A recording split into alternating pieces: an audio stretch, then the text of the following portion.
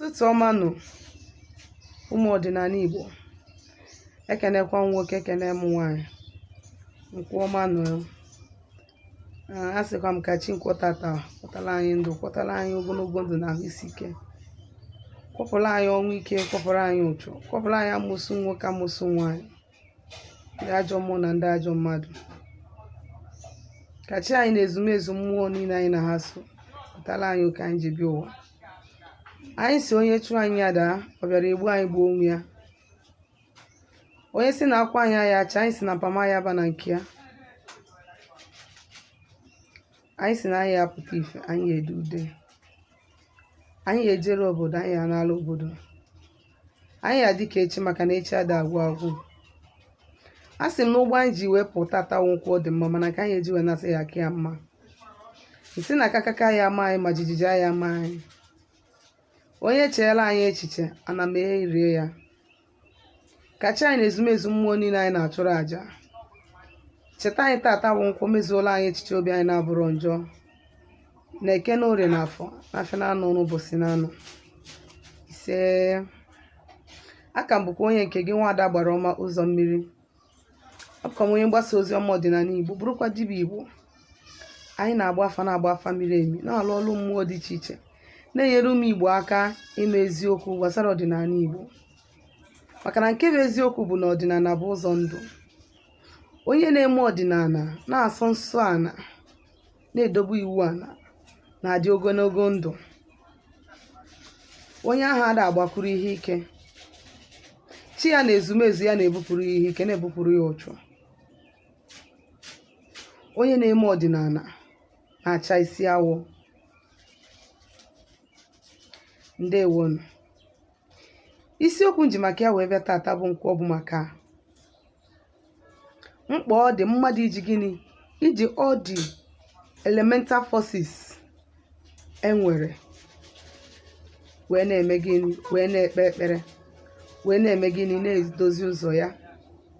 Mmadụ asịkwana na ya bụ Mgborie, na ya bụ nwa mmiri, for that reason na o nwere ife jikọrọ ya na ndị Ife.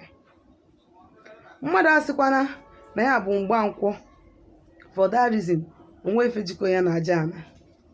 Mmadụ asịkwana na ya bụ Mgbeke, for that reason onwe ife jikọ ya na mmiri.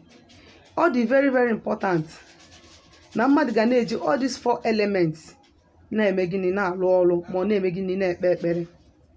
Ọ dị mkpa na mmadụ ga na-eme gịnị, na connect to all these four elements, all these four universal elements enwere, which is earth, the fire, the water, and the air. You talk about the air, you talk about the trees, you talk about grasses, you talk about plants, you talk about roots. Abụrụ nnọọ just ikuku na-eku, no. Ọ osisi mgbara ọgwụ na akwụkwọ, ọnya bụ air. Ndị oziọma, ndị amụma, ndị ikuku, ndị gbara ọgwụ na ndị akwụkwọ, ndị ikpa akwụkwọ, the great healers.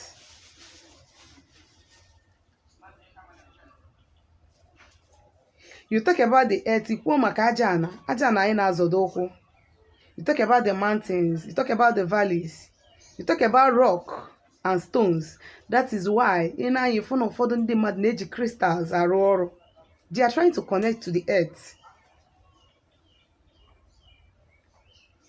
Then you talk about the water, you talk about the stream, the ocean, the lake, the river. Mmadụ sicha na ebe a dị iche iche na-abịa ụwa. You talk about the fire. It's not necessarily putting on fire. That is, mmadụ nwere ike na-eche ma ọjọọ si na onwe ndị si n'ọkụ emekere emeke na-enwu si ebe ahụ abịa ụwa. No. Mgbe I kwuru okwu fire, you talk about the sun, you talk about the moon, you talk about the stars. And there are so many ways to connect to all these elements. The easiest way to connect to fire element, anwụ na-acha. Ifu na anyanwụ na-acha, I were ọjị pụta na anyanwụ, ikwuwe ọnụ gị. You are connecting and you are using the fire element to make prayers. ụfọdụ bụ na kpakpando, mana ndị be anyị adịrọ used to iji kpakpando wee mee gịnị, wee kpee ekpere. Ihe ndị be anyị dị ka used to bụ ọnwa na anyanwụ.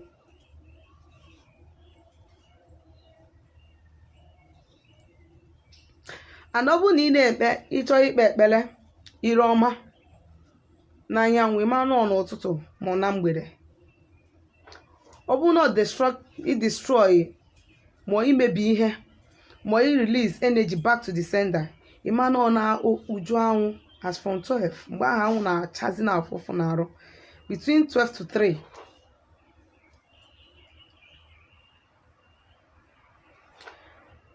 When you want to connect to the water element, you go to the river. That is, ọ bụrụ na ị chọrọ ime ya in a more complex way, you go to the river, you go to the stream, you go to the ocean, to the lake. Ị ga ebe a ga kpee ekpere.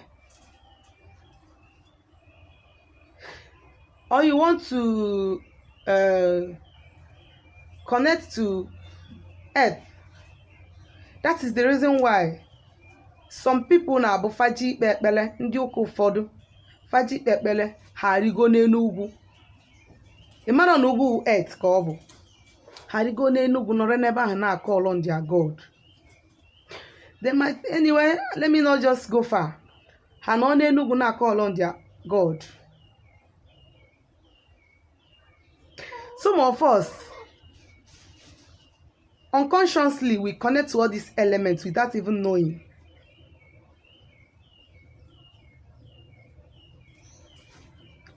Now, ọ bụrụ na ị na-anya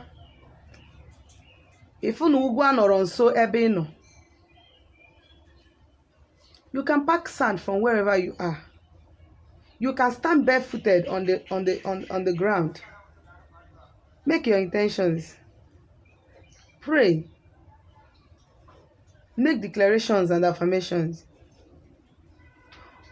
You can, even if somebody nwere altar, or you have temple, or nwere ebe a face wa na ịchọ ịga ọjị, you can just light up a candle. You are already connecting with the fire element.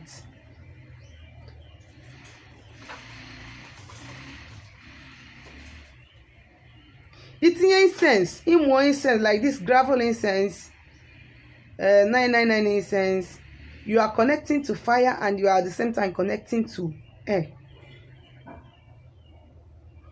Like Imua, I have incense burner. I add gravel incense.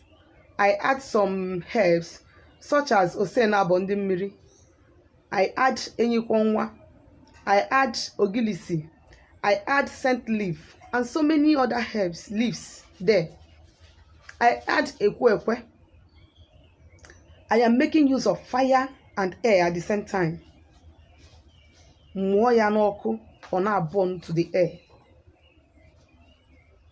And then a cup of water. For you that does not have altar, you can just put water in a white bowl or white cup. In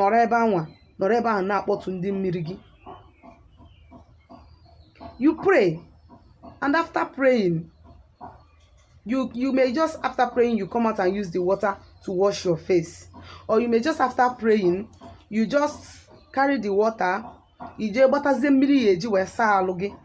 add the water to it and use it and bathe. Possibly tinye some seeds of alligator pepper, 4 or 7, or 7. You don't just say that because you are a fire element or your water element or your air element or your earth that you can't pray with other elements. All the very, very necessary, because all other elements you have contact and connection with them. It is very, very important you connect yourself real good with them. You drink water, you bathe with water, and your fire element, and you say that because I'm fire, I have nothing to do with water. It's a lie. You are water, but you walk under the sun. ị na-ekwu okwu onye Igbo si na onwere ife zoro n'okpuru anyanwụ. You are using ọfọ gị, you are connecting ọfọ gị to the sun.